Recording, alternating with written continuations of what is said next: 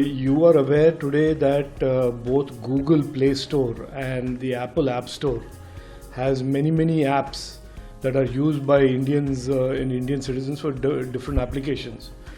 And there is certainly one set of apps that we have been tracking, which are loan apps. And just about 6 to 8 months ago, MeitY and the Home Ministry combined took down and blocked about 120 odd loan apps that were illegally operating in India. We have issued an advisory to themselves, to both Google and to Apple, that they must not onboard unsafe apps or illegal apps. And this is a strong message that we have given to both Google and Apple, because it is our government's objective and mission to keep the internet safe and trusted for all digital Nagriks.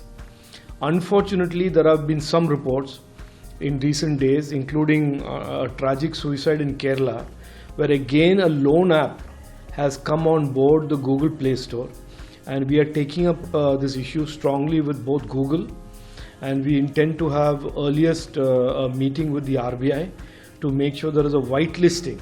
That means there is a norm of only allowing permitted loan apps on these two place. अगर आपको भी तुरंत loan देने वाले apps परेशान करते हैं तो आपके लिए बड़ी खबर है। आजकल प्ले स्टोर और ऐप स्टोर पर कई ऐसे ऐप्स आते हैं जो आपको लोन देते हैं, वो भी बहुत इजीली। बस कुछ डिटेल्स देनी होती हैं और आपको लोन मिल जाता है। हाँ, लेकिन वो अमाउंट बहुत ज्यादा नहीं होता और आपके लिए अच्छा भी नहीं होता, क्योंकि उस लोन अमाउंट पर वो भारी मात्रा में इंटरेस्ट लगाते हैं। और तो और ऐसे लोन्स ऐप्स की वजह से काफी सारे स्कैम होते हैं। इसलिए भारत में सभी तरह के इंस्टेंट लोन बैन होने वाले हैं। इसके लिए सरकार ने गूगल और एप्पल को आदेश दिया है। सरकार ने ये फैसला लोन ऐप्स के जरिए लोगों से हो रहे फ्रॉड को लेकर लिया है। केंद्रीय इलेक्ट्रॉनिक्स और इंफॉर्मेशन टेक्नोलॉजी राज्य मंत्री राजीव चंद्रशेखर ने कहा, आज गूगल प्ले स्टोर और एप्पल ऐप स्टोर दोनों पर कई एप्लीकेशंस हैं जो भारतीय द्वारा उपयोग किए जाते हैं। हम एप्लीकेशंस के एक सेट को ट्रैक कर रहे हैं जो लोन एप्लीकेशंस हैं। उन्होंने आगे कहा,